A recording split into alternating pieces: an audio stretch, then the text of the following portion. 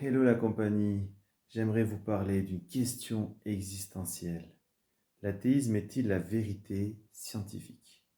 Certains scientifiques, par exemple au nom de la théorie de l'évolution, l'évolutionnisme si vous voulez, qui a été découvert par Darwin, bon, Lamarck avant lui et ensuite tous ses suivants, développent la philosophie de l'évolutionnisme athéiste, comme Dawkins maintenant, qui est un scientifique, un biologiste, mais aussi un athée virulent, qui au nom de la science met en avant la philosophie de l'athéisme, que Dieu n'existe pas. Et l'athéisme, en fait, c'est la négation de Dieu, voilà, pour définir. Et en fait, c'est la croyance que Dieu n'existe pas, finalement. Or, scientifiquement, on ne peut pas prouver que Dieu existe ou que Dieu n'existe pas. Voilà. Mais qui est Dieu, en fait? Parce qu'on parle souvent de Dieu, mais en fait, on ne sait pas.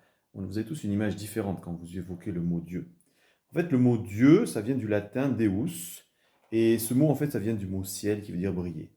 Mais en fait, ce mot vient aussi d'un mot grec qui se dit théos, T-E-H-O-S, voilà. Et en arabe, on dit ilah, I-L-A-H. Alors, j'utilise aussi l'arabe parce qu'on parle beaucoup de Allah, mais Allah, c'est une contraction de Al, le, et Ilah, Dieu. Al-Ilah a donné Allah, voilà, le Dieu. Parce qu'en fait, le Dieu du Coran, c'est un Dieu précis, voilà. Mais quand on parle d'un Dieu dans le sens général, c'est Ilah. En hébreu, c'est très important l'hébreu, puisque le monothéisme est né de la religion hébraïque. Voilà. Donc les Grecs, les Romains, comme je vous ai parlé, étaient plutôt des polythéistes, comme les hindous aujourd'hui par exemple. En hébreu, c'est Eloah, E-L-O-A-H au singulier, et Elohim au pluriel, E-L-O-I-M, quand on parle des dieux.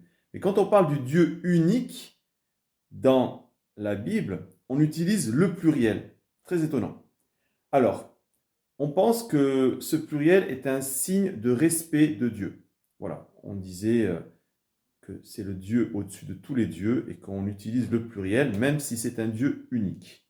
La Bible hébraïque utilise le pluriel pour parler d'un seul Dieu. Ce mot Elohim renvoie à l'idée de puissance. Voilà. Le mot Elohim, c'est vraiment le Tout-Puissant. Celui qui sait tout, qui peut tout et qui est à l'origine de tout. Alors, il vient d'où ce Dieu? En fait, il vient de lui-même, parce qu'en fait, il est une source tellement infinie que sa source vient de lui-même. Donc, son origine, c'est lui-même.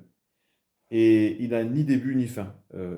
Notre cerveau humain ne peut pas comprendre cette pensée hébraïque de Dieu. Donc, la pensée de Dieu est une pensée qui nous vient notamment de toutes les religions, de toutes les philosophies aussi, hein, je vais y revenir, parce que je vais y revenir, il vaut mieux que je garde ça pour plus tard.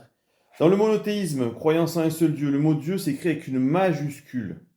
Dieu désigne l'être suprême, infini, éternel, le créateur du monde physique, mais aussi d'un monde spirituel. Voilà, donc dans la croyance en Dieu ou en des dieux, on croit à un monde spirituel, c'est un monde d'esprit. Voilà, nous, on a un corps, mais on croit aussi qu'il y a des esprits quand on est croyant. Voilà.